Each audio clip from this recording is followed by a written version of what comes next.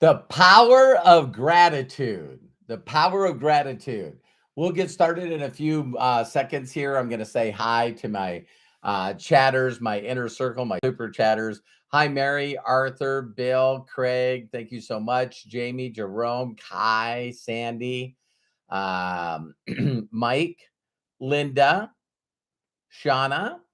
Shauna.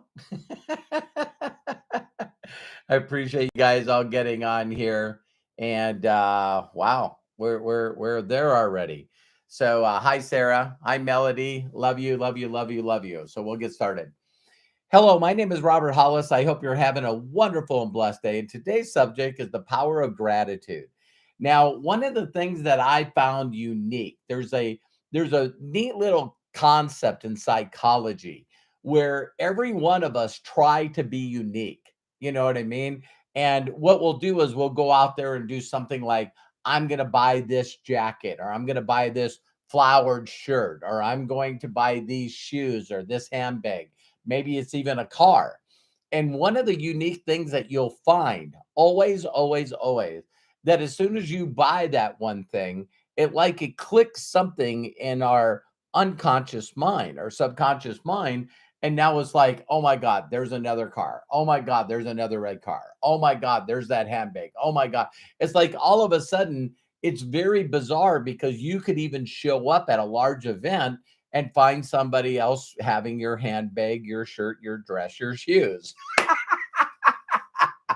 And so it's really, really amazing about gratitude because when you start making gratitude a part of your ritual, your morning ritual, I always say, like, I want to be plugged in, I want to be enthusiastic, I want to have the right energy, the right frequency when I start my day. And so, gratitude for me is a part of my prayer time. I'm just extremely thankful for most things that people take for granted. Most people take for granted. And when I build in communities that the income is super super low, like Hungary or Romania or Nigeria, or Kenya, Ghana, India, places where people don't have a lot of money. I recently told a story about his name is Edward Hines. I believe that he hit 10K. He's from Nigeria, and he left a message thanking me for introducing a business to him that allowed him to put meat in his rice. So this gentleman and family had been eating rice with no meat in it. So he was just saying, Robert, to be able to put, fish in the rice when I give it to my family was one of the most joyous moments out there. Another person, of course, that introduced me to this group was Joshua Daramella, and he dreamt of buying a piece of property so that he could build a home for his mother and his siblings. And I know that a lot of people might look at the home and just go, uh, wow, that doesn't look like much. But it's a nicer home than a majority of the people in that village. And so when you start looking at things to be grateful for, it's like sometimes, electricity, getting on a Zoom, getting on a YouTube live, your ability to go in from anywhere, any place, having a roof over your head, having food. We take a lot of this stuff for granted. And so, what it allows us to do is not only are we not grateful for it, but then what we do is it takes on the negative effect. Is what we do now is we spend all our time focused on our problems. So now we spend all our time focused on, what the government's doing, what the economy is doing. Why does this have to happen to me? And it allows us to form what is called learned hopelessness, being a victim, constantly being in the blaming game. And what it does is it takes up all of our time, where now all of a sudden we're not grateful for anything.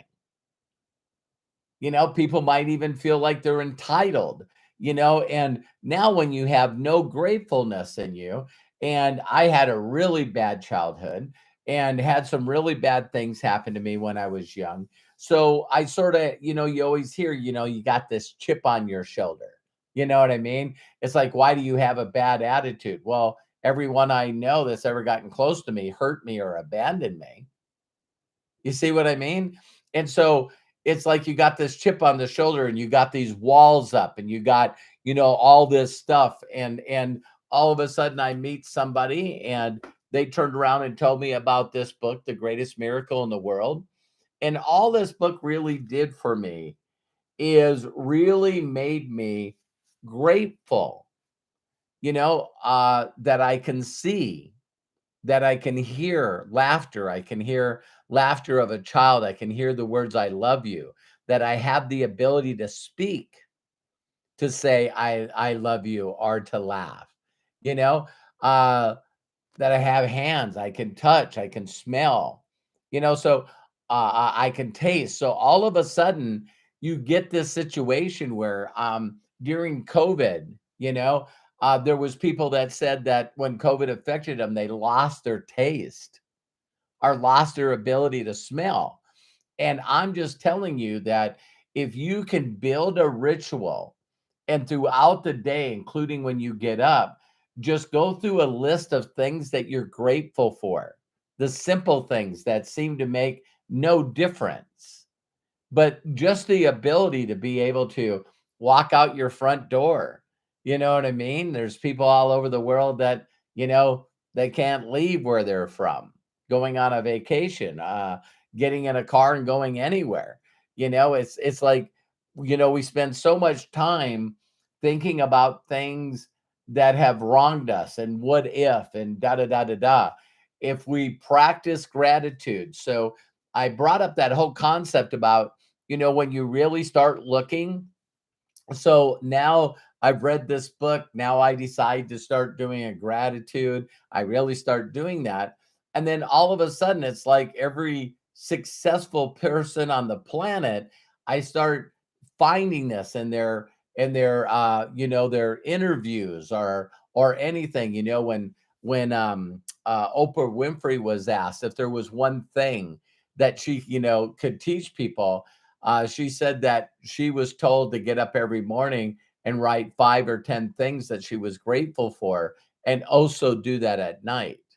So I believe that it was Quincy Jones that told her that. And so when you hear people all over the world that are no longer blaming and no longer feel they're a victim, they feel like they're a miracle.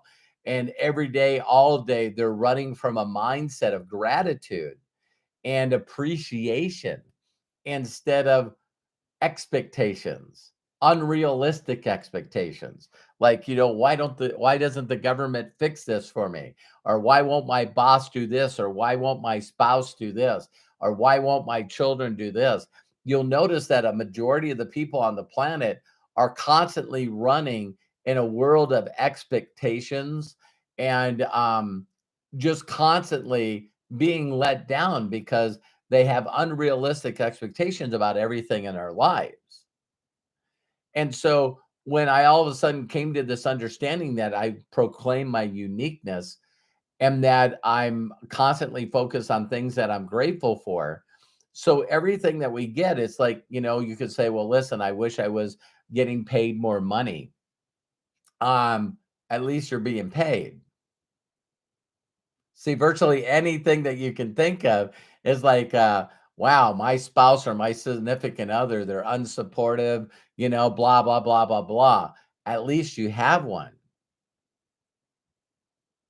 It's like all of a sudden you can really go back and start finding appreciation and gratitude. That changes what you think. And that's like a post I did today, which is renewing your mind. For those of you that are believers in any kind of belief, any kind of belief, the first thing they talk about is how you think. That, if you have faith, then that's a lack of fear. If you have faith, you now